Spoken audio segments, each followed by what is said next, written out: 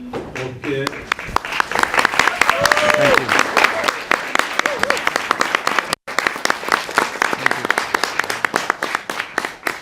we really look forward to your speech here. And after that, we will listen to our chairman, Lars Adaktusson. But first, Mr. Amir Ohana, please. Thank to you. the stage. Thank you. Thank you.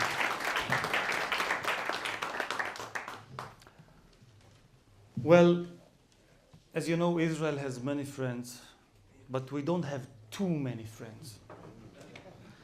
So for me, it is a great honor and privilege to be here with you, true friends of Israel. And if I may say, particularly because we don't have that many friends working in an environment where it is more difficult, more challenging, as Sweden is considered sometimes to be. So I want to thank you, first of all, thank you for everything that you are doing, not only for Israel, but for justice, for truth. And I want to thank, first of all, Lars Adaktusson, Member of Parliament of the European Parliament, for your great, and of course, Stefan Dossi, where are you, Stefan? For your great leadership and friendship and the way that you move this organization of friendship between Israel and Sweden in the good path. And I want to thank, of course, our honorable ambassador, Mr. Ilan Bendov, the ambassador of Israel in Sweden, that has just recently been appointed, less than a year, but in this less than a year has done so much for contributing to restrain the relationships between Israel and Sweden. And I'm sure, you know what, I hope, and I'm sure, that after the elections in Sweden, you will be able to do even more to do that. Yeah.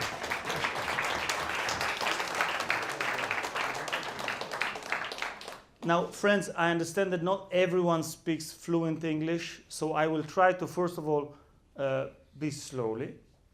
And then, do we have someone to interpret? Yes. Yes, we have.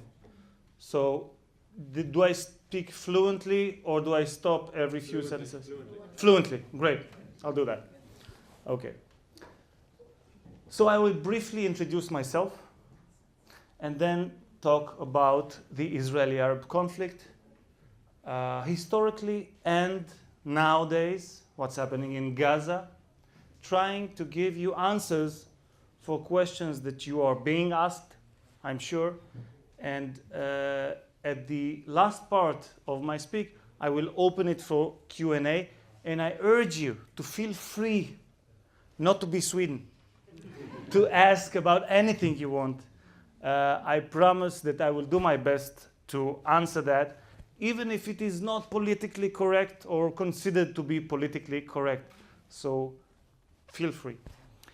You know the word shalom. Everyone knows the word shalom is the first word that an Israeli says to another once they are meeting. Those of you who participated in the dinner we had last night, the Kabbalat Shabbat, heard the blessing of Shabbat Shalom and the songs in which we are yearning for peace. It is not only since the establishment of the State of Israel, but since the existence of the Jewish people, really. But in order to achieve peace, you need another side that both wants peace and that has the political stability to maintain peace. Unfortunately, we have none. What was it and what is it that still causes our Arab neighbors, not all of them, but the influential majority of them, to try and kill us, eliminate the state? Some would say, oh, it is the occupation of 1967. We will talk about that later, whether it is an occupation or, as I call it, liberation. But one has to know that there was not peace before 1967. The Israeli-Arab conflict did not begin there. What was it that caused the Arab neighbors of the Jewish residents of Hebron and Tzfat to kill, murder 133 Jews in just one weekend of August 1929 in Hebron, Tzfat, other locations, and severely injure hundreds more? What was it? The occupation of 1967? The settlements? Or was it the unwillingness of the Arabs to accept the existence of a Jewish entity? It was not even a state yet, back in 1929, on this land that they consider to be Arab, and historically, as history proves and shows, is the homeland of the Jewish people. You know, when we take a look at what we have around us, we see Hamas on the one side and the PLO on the other. Now, Hamas, I think we will all agree, is totally devoted to the destruction of the state of Israel and the killing of as many Jews as possible. Hamas is a proxy of the Muslim Brotherhood, originally from Egypt. In the Hamas covenant, if you would read it, you will be probably shocked. And you would find in section 7 that they yearn to the day where the rocks and the trees, al-shajjar wal-hajjar in Arabic, would shout, and I quote, "O Muslim, slave of the Lord, there is a Jew behind me, come and slaughter him." A Jew, mind you, not an Israeli. This is how anti-Semitic this covenant is. But they don't only say it, they demonstrate it by deeds. Some of the most horrific terror attacks that we have known came from Hamas. But my colleagues from the left would say, yeah, you're right. About Hamas, we have no debate. But we have the partner. We have the moderate ones, the PLO that we can talk to and we can compromise with. Well, do we? You know, the PLO, the Palestinian Liberation Organization, was established back at 1964, which is interesting because back at 1964, there was not one Jewish settler or soldier on Judea and Samaria, or what some call the West Bank. What is it that they wanted to liberate Palestine from? Or rather, should we say, what is Palestine?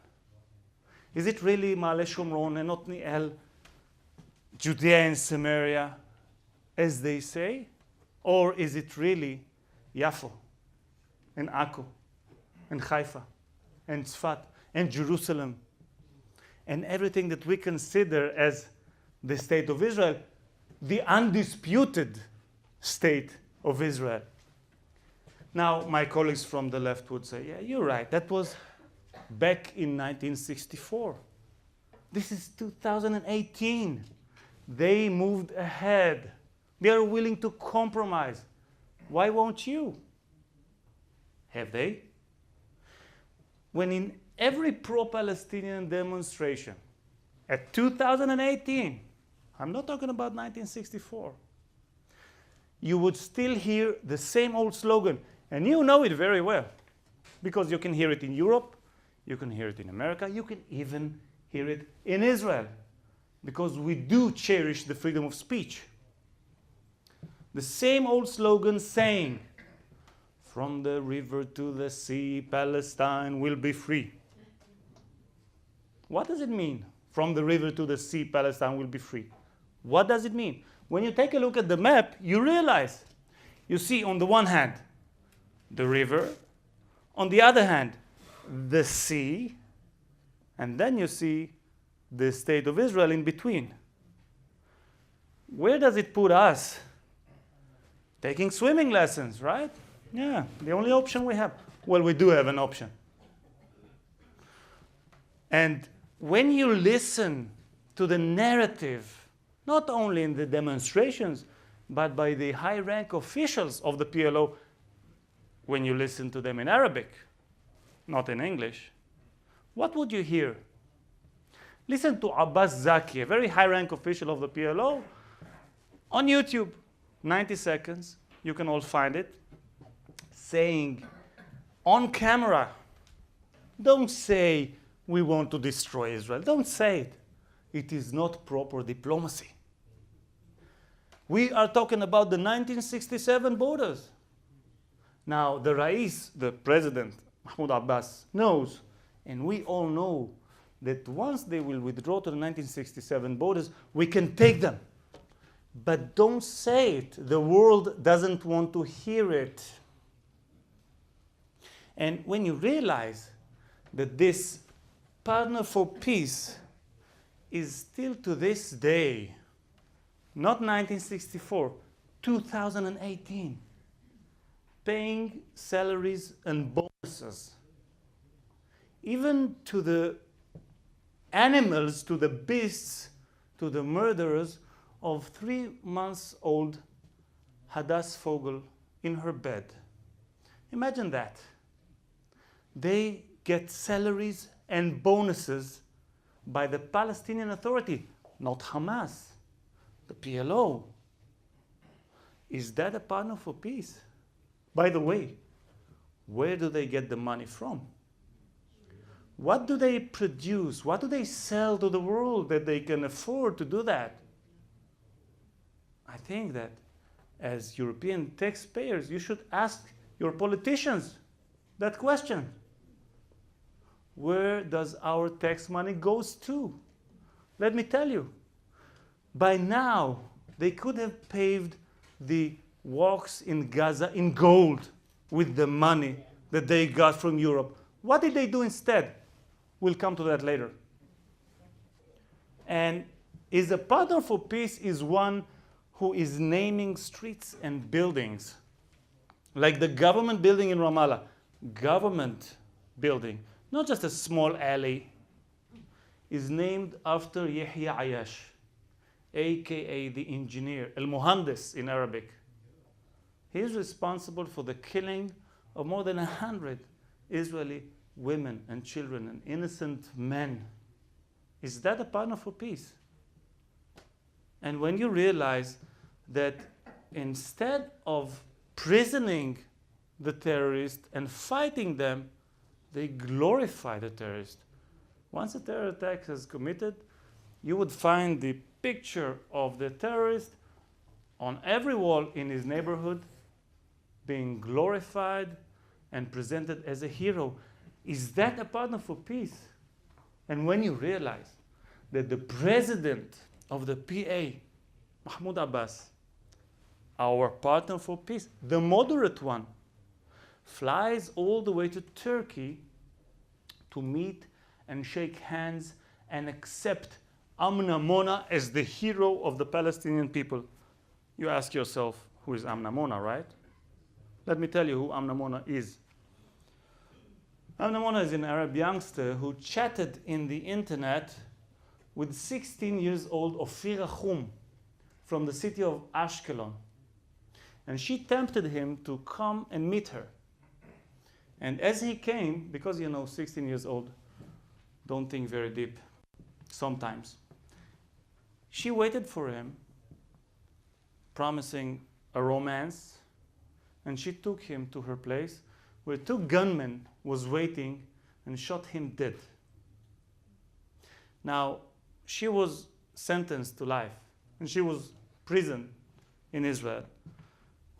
And the guards say that sometimes when she wanted to irritate them, she used to mock and imitate Ofir's last screams, laughing at him. This is who Amna Mona is. As you know, a few years ago we had to go to the Gilad Shalit deal, which was very controversial. The state of Israel decided to release more than 1,000 terrorists that we held in order to get our one soldier that was kept in captivity by Hamas in Gaza. It was very painful, but we did it because human lives matter to us. One of them was Amna Mona. The only condition that we have is that this woman cannot stay in Israel. She will have to live somewhere else. So she went to Turkey, where she lives to this day. But shortly after her release, Mahmoud Abbas, Abu Mazen, the president of the PA, flies all the way to Turkey to shake hands with Amna Mona and accept her as the hero of the Palestinian people, a murderer of 16 years old, Ofir Achum. What kind of a people is it that these are their heroes? Can we call them a partner for peace? Now, does it go to every last Arab? No, of course not. Does it go to the majority? I'm not sure. But it goes to the influential majority, which is what counts. And this is the struggle that we are facing as a state. Now, what is going on in Gaza? As you all know, throughout the years, Israeli governments made very significant, very controversial, very disputable moves striving for peace. Because we don't only want peace, we need peace. We are a very small country. And if you would take a look at the map, you would see the tiny, narrow Israel that many of you are familiar with, that is almost 1,000 times smaller in size than the size and territories of the 21 Arab states surrounding us. Now, when you realize that, you understand how bad we need peace. Who wants to sacrifice their future for war? Is war a value? Who wants to sacrifice their children's lives for war? Not we, by all means. But when you realize that when we have decided to sign the Oslo Accords 25 years ago, what the state of Israel basically said is, we want peace. You guys want peace too? Good. Let's have it. You want to rule yourselves? Go ahead. Run your own autonomy. Have your own government, your own parliament, judicial system, education system, police system. This is it. Rule yourselves. Let's live in peace. What did we get instead? You know, not many Israelis know that. Mr. Ambassador, maybe you do. Prior to 1993, Israel never knew the phenomena of suicide bombers. We didn't have them. Ever since 1993, we had them by the hundreds. The victims too. And so instead of achieving peace, when we gave them the chance to rule themselves in an autonomy and gave them uniforms and guns and trainings, saying, okay, you do it, we got a bloodshed we have never known before. Yes, we had wars, we had terror attacks, but it escalated to levels we didn't know. Buses exploding, coffee shops, shopping malls, restaurants. People were dying by the dozens each week.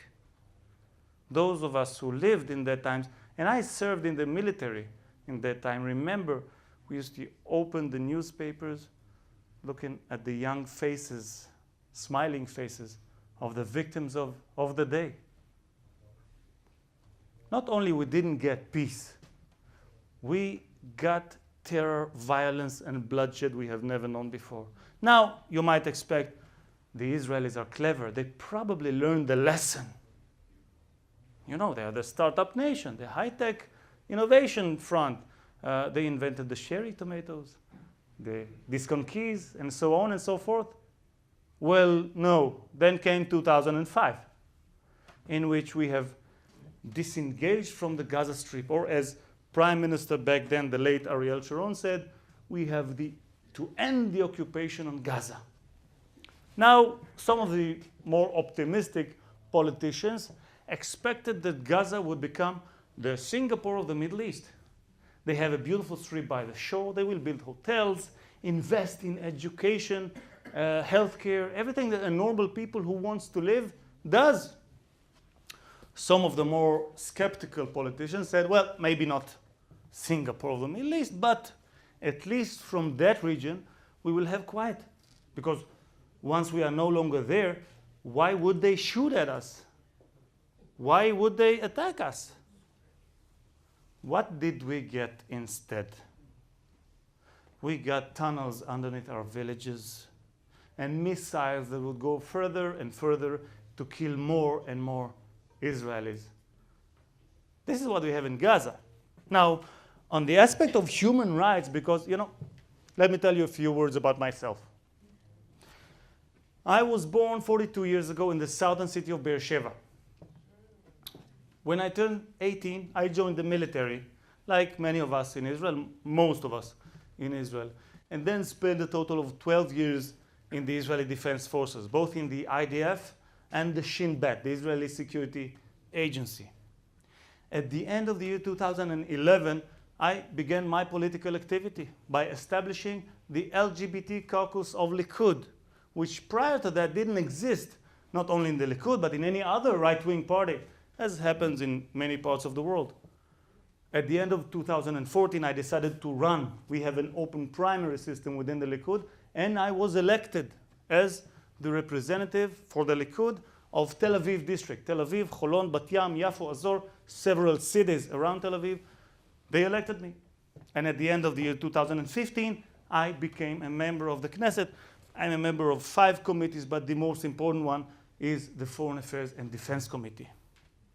Now, going back to the human rights issue, we are often, as you know, being criticized for the way that we treat human rights, right? You hear that before, right?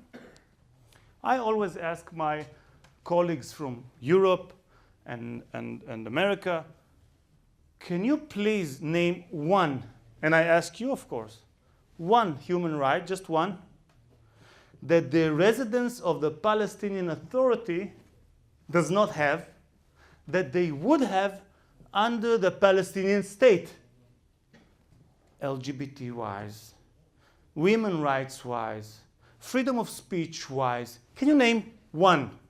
I mean, what makes anyone think that the 22nd Arab state will be any different from the first 21 Arab states? And what is the status of human rights in those states? Again, LGBT-wise, women rights-wise, freedom of speech-wise, you name it.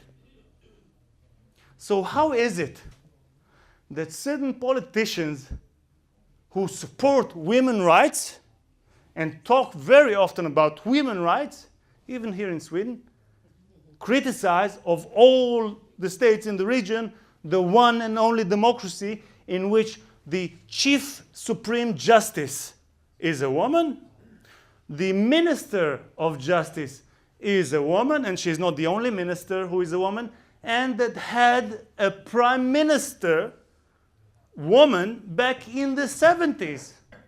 How is it? She was a very wise woman, by the way, our 4th prime minister, Golda Meir. And she had a saying which demonstrates some of the things I've just said. She said, you know, if the Arabs would lower their weapons, there will be no more war. If the Israelis would lower their weapons, there will be no more Israel. This is the fact. And this is what we are struggling sometimes, many times, more often than not, very much outnumbered against those who criticize and try to provoke and try to demonize Israel. Actually, many of them expect Israel not to defend themselves. They expect Israel to be the only true Christian in the world. This is what they expect from us. And when I see that, and I see the struggle that you are struggling, I am full of awe. And I am really full of appreciation and thank you, because I know it is sometimes not easy, especially maybe in these last few weeks where Hamas decided to declare the return march in Gaza. And what you would see if you would only see European media is innocent demonstrators being shot by the military, right? Well, let me tell you, because I have been there.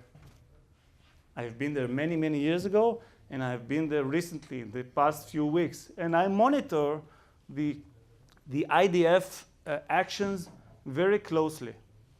We have no problem with demonstrators. They can demonstrate, they can shout, they can raise Nazi flags, which they do, as maybe you have seen with the swastika. They can do it. Stay away from our borders. There is a reason why the fence is built there.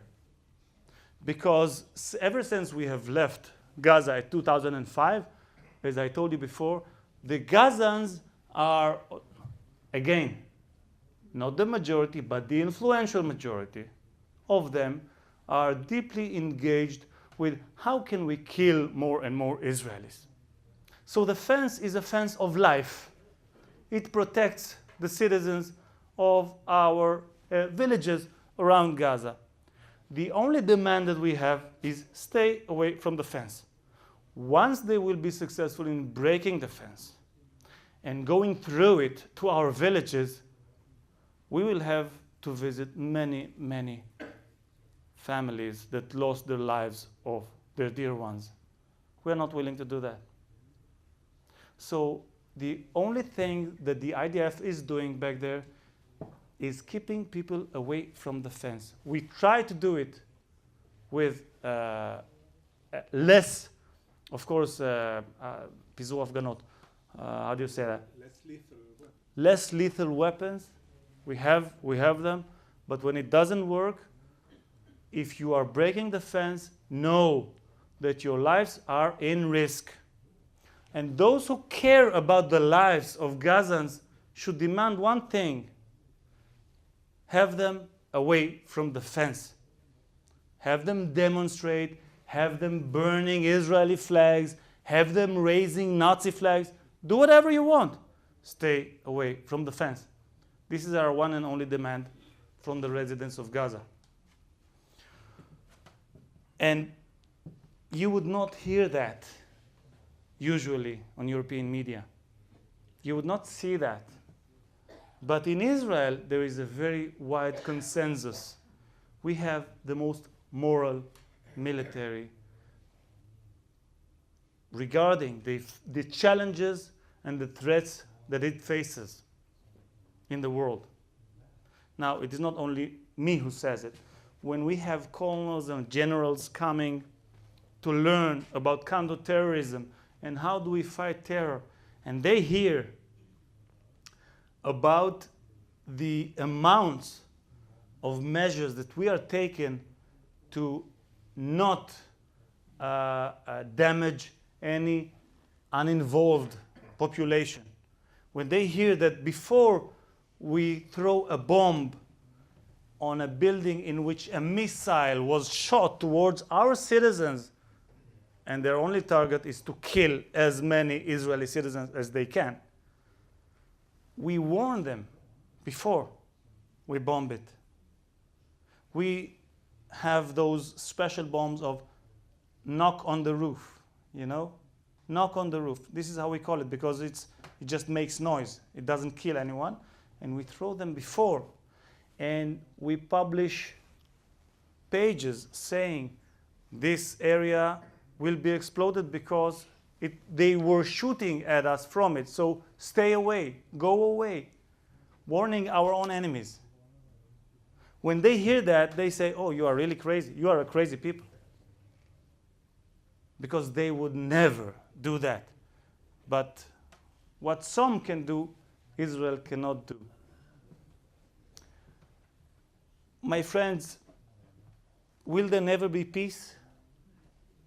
I'm going to say something very unusual, coming from a person that is considered to be pretty hawkish right-wing, that is saying no to the so-called two-state solution, because it's not a solution. And if you would want, I would elaborate on that too. Peace is not only achievable, peace is inevitable. Thank you so much. Thank you. Peace is inevitable based on two major pillars. One would be education, and the second would be economy. When I'm talking about education, what I mean is the incitement to terror has to stop. The paying of salaries and bonuses to murderers has to stop. The glorification and the naming of streets and buildings after terrorists has to stop. And when I'm talking about economy, what I'm talking about is what I see with my own eyes in the industrial zones of Judea and Samaria, in the factories. What I see there, and I'm talking about the very same factories that those who call themselves peace activists wants to boycott. What you would see there, and I urge you in your next visit to come and see that, is Jews and Arabs working together, having lunch together, sharing family pictures, living together rather than killing each other. This is coexistence in the making. This is peace in the making, and this is what they want to boycott in the name of peace. How absurd can it get? Based on those two major pillars, which I believe are possible and are inevitable, we will finally, eventually, throughout, not the years, throughout the generations, because it will take time, I'm not naive, we will eventually have peace, but only that way.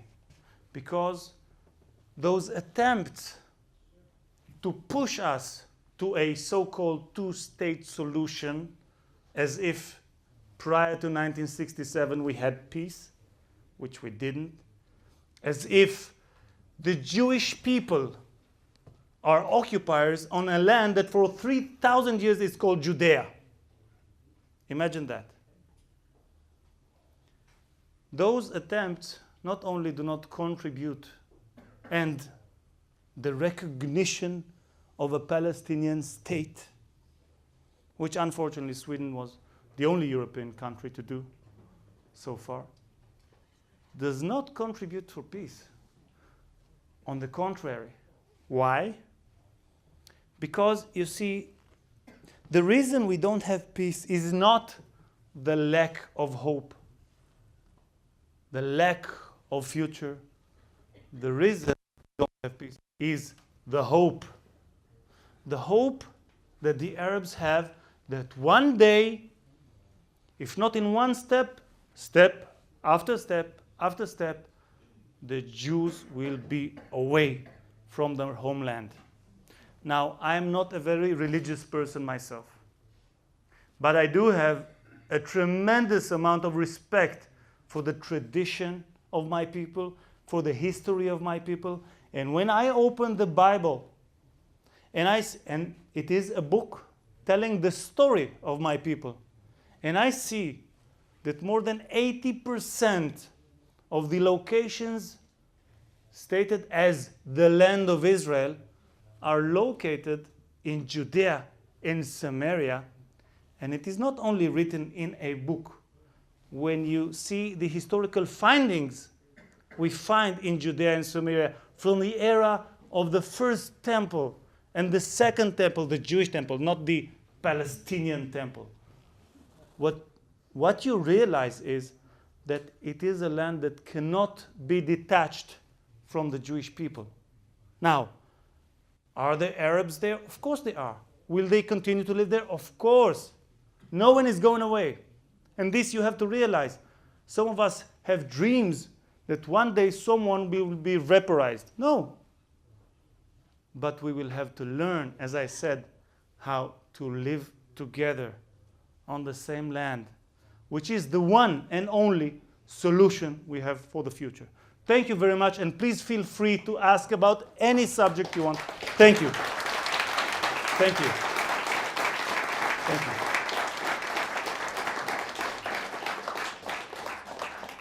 you. Do you want to manage the questions? No, we have another microphone there. So. Oh, this is for the questions. Okay. Yeah. Okay. This one? Ja. Så har ni någon fråga? Ja, varsågod. Säg det klart och tydligt. When listening to you, and plus all I've heard and seen before, I think on my part that a big factor in the whole problem is what I call lies. I call it delusion. I call it deception. And would you comment on my view of it? Oh, of course, I couldn't agree with you more. Because when I talk to friends of mine and I listen to the ignorance about the history of the conflict, about the motives of the conflict, about the geographic factors that are beyond dispute. I mean, people don't know where Gaza is. People sometimes do not know where Israel is. You want to say something? Yes. Yes, please. Why is the concept of lies and deception and delusion not talked about Well, in the pro-Israel media and articles and speeches? I think there is no doubt in Israeli media that, let me tell you, is pretty far from my opinions. I'm not representing the Israeli media. They are pretty left-wing comparing to me. But still, even for them, it is beyond dispute that we are subjected to bias in the UN, in the international media, when certain politicians claim that we execute Arabs without a trial. You know that quote, right? Yeah. You know, it is a blood label. This is what it is. We act out of self-defense. We defend our citizens. We do that, unfortunately, because we wouldn't have liked to do that. We don't want to do it, but we do it because we have no choice. Now, is it something that is being discussed in European media? I'm afraid not. You are right. But we do our best, and as I said, we are very much outnumbered. And even on the political spectrum, when you understand that the views and the positions of the Arabs have 21 fingers in the UN, at least, because it's a big bloc. So they can recruit more help from countries that maybe normally would not support them. And we have more than one finger, yes, but we are outnumbered even in the UN. But things are changing. When I take a look at the times that we are experiencing at these times, and I am so fortunate to have lived to these days. You know, if someone would ask my great-great-great-grandfather living in Morocco, do you imagine that one day your great-great-great-grandson will be representing the Israeli Knesset, the Israeli parliament in Sweden, or will experience the move of the American embassy to Jerusalem, and not only the American embassy. We have had so far 3 embassies and I want to say a few words about that too. He would have never believed. He wouldn't, in his wildest dreams, think it could be possible. And we had Jews from Morocco to Yemen to Iraq to Russia to Poland to Sweden for 2,000 years of exile, forced exile, that we were away from our homeland, yearning for one same thing. All over the globe where you have Jews, in moments of despair and in the happiest moments of lives, they always had the same wish, the same prayer. Next year in Jerusalem. Imagine that, 2,000 years, year after year after year, next year in Jerusalem, next year in Jerusalem. And we are fortunate enough to live in the times where the Jewish people came back to Jerusalem, never to leave again. And now it is not only the Israelis who consider Jerusalem to be their internal capital city. Sorry. It is also our greatest friend, the leader of the free world, the United States of America. It is very significant. And let me tell you, by the end of this year, I assume we will have more embassies moving to Jerusalem. And with time, I wouldn't hold my breath, but with time, we will have Sweden move their embassy to Jerusalem.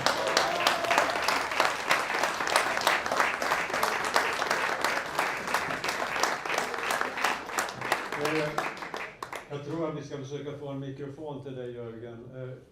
Kan du, Henrik, fixa det? We will soon get the question here.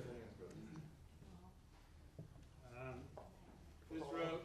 Det är för inspelningens skull. Ja, jag ska bara kolla att den funkar. Ja, alltså det är bara för inspelningen, ja. Israel has won every war, but is constantly losing the propaganda war. Is that, what can Israel do to at least start gaining territory in the propaganda war? Thank you. You know, coming back again to Golda Meir, she said that Israel has a secret weapon. It's not a special missile or submarine or air jet. It is the fact that we have nowhere else to go. And this secret weapon allows us to win every war because we cannot afford even one loss. Now, what can we do to win the propaganda war? I was having a speak with about 15 diplomats from Southern America. It was a few months ago in the Knesset. And as you may know, we are having difficulties in South America too. They are sometimes extremely biased towards Israel. And I gave them my beliefs on the conflict, on the ways that the conflict should be resolved eventually, the pillars, education, economy, and so on and so forth. And they were listening very politely. And then they said, you know what? We listened to you, and you are very well with the facts, and you have the history. But do you really think you can convince the world? And I said to them, look, there was one person trying to persuade the world that it is round. And the world said, no, I'm flat. And they struggled with him, the whole world. Eventually, it was Galileo Galilei, of course. Eventually, truth prevails. Eventually. I am, again, not naive. I don't think it will take years. But if you would inspect on the perspective of history, yes, we are still losing in the UN. But you know what? We are losing in smaller numbers than we used to. So there is a change. There is definitely a change in the United States of America towards Israel and its positions. The current president, you know that I have, and I think many Israelis have respect for him, mainly for one reason. He realizes, unlike his predecessor, unlike many European leaders, he realizes that the Israeli-Arab conflict will not be resolved in Washington, nor in Brussels, nor in Oslo. It will only be resolved or not be resolved on the land by the Jews and the Arabs, because we are the ones that would have to live or die with the consequences. And this we respect very highly. Yes, it will be a long struggle. Yes, we are outnumbered. Yes, we are losing some of the battles. But eventually, it is my deep belief that truth will be prevailed, and that historically it is justice for the Jewish people to have a small, just a tiny homeland on the historical state of Israel. It will not be for Jews only. We will have always a significant minority of Arabs, of course. And we will have to learn how to respect each other, how to live with each other. We have no other choice. But this, for me, is the only future I can see for the region. And I hope that we will be able to persuade more and more people who cares about peace, who cares about stability in the region, to understand that Israel is not the problem, Israel is the solution. Thank you. That not only that the settlements are not a barrier to peace, as I said, we didn't have peace before there were settlements. The settlements are the one and only path to peace. Because peace will come not when the influential majority of the Arabs have this hope to throw us out, but once they understand that we are there or here, home, to stay forever. Then we will have peace, and I hope it will come sooner than later. Thank you. This is it. Great speech, really. I think there are more questions, but I think we have to finish now because of the time. So I think you will also get you will be thanked by a gift here. Oh, yes. I didn't expect that. Thank you so very, very much. Thank you, Stefan. Very, very good speech. It was my honor and pleasure. Thank you. We're very, very, very happy to have you here. Thank you. And we have a gift to you. Ooh, wow, wow. It's a famous glass factory in Sweden. Costa Boda. Yeah. What does it mean? It's a factory. It's a factory. Famous factory, Costa Boda. Thank you very much. Glass factory. Thank you all. Thank you for having me. תודה.